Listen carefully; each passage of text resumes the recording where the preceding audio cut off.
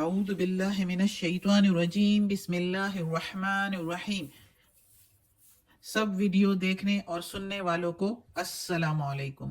ہمارے چینل کے پیارے ویورز، آج ہم تلاوت کریں گے سورہ توبہ کی آیت نمبر 98 اور 99، یعنی کہ آیت نمبر 98 اینڈ 99 انشاءاللہ تلاوت کریں گے ترجمہ کے ساتھ اور تفسیر کے ساتھ۔ تو چلیں شروع کرتے ہیں آج کا سبق، لیکن شروع کرنے سے پہلے چینل کو سبسکرائب کریں، بیل نوٹیفیکیشن کو آن کریں تاکہ اگلی ویڈیو آپ کو آسانی سے ملتی رہے، اور ہو سکے تو شیئر بھی کریں تاکہ زیادہ سے زیادہ لوگ دیکھیں، آپ کو بھی ثواب ملے اور مجھے بھی۔ تو چلیں اب شروع کرتے ہیں آج کا سبق۔ آیت نمبر 98 شروع ہوتی ہے یہاں سے۔ اعوذ باللہ من الشیطان الرجیم بسم اللہ الرحمن الرحیم۔ وَمِنَ الْأَعْرَابِ، اور دیہاتیوں میں سے، اعراب دیہاتیوں، میں نے کل والے سبق میں، پچھلے سبق میں بتایا تھا کہ اعراب بھی جو ہے گوار لوگ یا اعراب والے، یا جو مدینہ کے اطراف میں دیہاتی اور صحرائی لوگ ہوتے تھے ان کے لیے استعمال ہوتا ہے۔ ان کو بدو بھی کہا جاتا ہے ان لوگوں کو، تو ادھر ہم ان کے لیے دیہاتی لوگ استعمال کریں گے ورڈ دیہاتی۔ اور دیہاتیوں میں سے من یتخذو، کوئی بناتا ہے یا کوئی سمجھتا ہے، ما یونفقو، جو خرچ کرتے ہیں، مغرمن تاوان، مغرمن ویتربسو، تاوان سمجھتے ہیں خرچ کرنے کو، اللہ کی راہ میں جو خرچ کرتے ہیں اس کو تاوان سمجھتے ہیں، ویتربسو، اور انتظار میں ہیں، بکم الدوائر، ساتھ تمہارے گردش زمانہ کے، یعنی تمہارے اوپر گردش زمانہ آئے اس کے انتظار میں ہوتے ہیں۔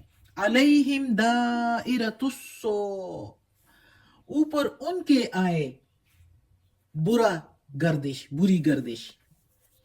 اللہ تعالیٰ کہتا ہے ان کے اوپر آئے بری گردش، اور جس کے لیے اللہ کہے تو وہ تو آپ ہم سب کو پتا ہے کہ وہ تو ہو جاتا ہے۔ واللہ سمیع علیم، اور اللہ کامل سننے والا اور کامل علم والا ہے بے شک۔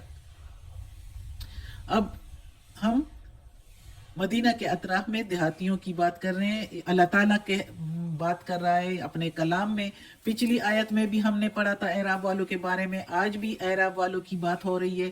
تو اللہ تعالیٰ کہتا ہے کہ اعراب والوں میں کچھ اتنے سخت ہوتے ہیں، کچھ اتنے جو ہے جہالت میں جاہل ہوتے ہیں، ان میں اتنی جہالت ہوتی ہے کہ وہ جو ہے اللہ کے راستے میں خرچ کرنے کو، یعنی فار ایگزامپل زکوٰۃ دینا یا صدقہ دینا یا جہاد کے لیے چندہ دینا یا راہ چلتے مسافر کو کھانا کھلانا، ان چیزوں کو وہ کہتے ہیں تاوان، نقصان، اپنا نقصان سمجھتے ہیں۔ اور چونکہ مسلمان اس وقت کافی عروج پر تھے، اور سارے ارد گرد کے دیہاتی ان سے ڈر رکھتے تھے کہ کہیں ہم پر بھی ان کا حملہ نہ ہو، تو ان کی ڈر کی وجہ سے تو ان کے مطابق چل رہے تھے، لیکن دل میں یہی ان کا انتظار ہوتا تھا کہ ان پر برا وقت آ جائے، زمانے کی بری گردش آ جائے۔ تو اللہ تعالیٰ کہتا ہے یہ بری گردش ان پر ہو جو یہ اس طرح سوچتے ہیں۔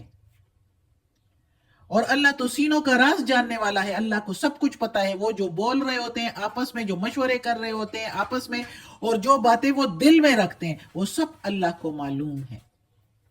اگر وہ اس طرح سوچتے ہیں تو اللہ تعالیٰ کہتا ہے یہ سب ان پر ہو۔ اگلی آیت میں ہے وَمِنَ الْأَعْرَابِ، اور اعراب والوں میں سے، من کوئی، من یؤمنو کوئی ایمان لاتا ہے، باللہ ساتھ اللہ کی وحدانیت کے، یعنی ادھر تو اللہ پر، لیکن اس کا میننگ یہ ہے، ادھر مطلب یہ ہے کہ اللہ کی وحدانیت پر، اللہ پر ایمان تو مکہ کے کافر مشرکین بھی اللہ پر ایمان نہ رکھتے تھے لیکن ساتھ شرک کرتے تھے، تو ادھر اس کا مطلب ہے کہ اللہ کی وحدانیت پر ایمان رکھتے تھے۔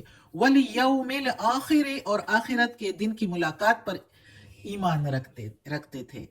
وَيَتَّخِذُوا، اور بناتے تھے یا مانتے تھے، مَا يُنْفِقُوا، جو خرچ کرتے تھے،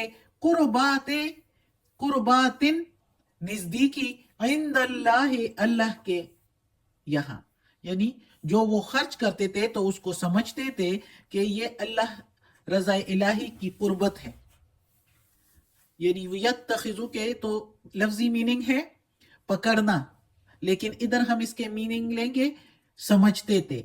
मा यूनफिकु, मा के मीनिंग जो, यूनफिकु के मीनिंग खर्च करना, कुर्बातिन नजदीकी या कुर्बत, इंदा के मीनिंग यहाँ या पास, इंदल्लाह अल्लाह के पास, वसलवातिर रसूल और दुआएं रसूल की, यानी जो कुछ खर्च करते थे वो समझते थे कि ये कुर्बत इलाही है और मोहम्मद सल्लल्लाहु अलैहि वसल्लम से दुआएं लेने के लिए वो खर्च करते थे। अला, सुन लो, अला इन्नहा, सुन लो, यकीनन वही, कुर्बतुन नजदीकी है, कुर्बतुल्लहुम नजदीकी है उनके लिए, यानी उनके लिए कुर्बत इलाही ही है। सयुदखिलुहुमुल्लाहु, अन करीब दाखिल करेगा उनको अल्लाह, सीन जफर सा के मीनिंग अन करीब, युदखिल वो दाखिल करेगा, हम उनको, अल्लाह अल्लाह, फी रहमतिही अपनी रहमत में, फी के मीनिंग में रहमती, रहमत ही उसकी, यानी अल्लाह की अपनी रहमत में अल्लाह उनको दाखिल करेगा। इन्नल्लाह बेशक या यकीनन अल्लाह, गफूरुर रहीम बख्शने वाला मेहरबान है। अब इस आयत में अल्लाह ताला कहता है एराब वालों की वो सिफत जो हमने बयान की थी कि शुरू में पिछले सबक में, कि एराब वाले कुछ तो मुशरिकीन यानी कुछ मुनाफिक है, लेकिन कुछ उसमें ईमान वाले भी है, कुछ काफिर है, कुछ मुनाफिक है और कुछ ईमान वाले भी है।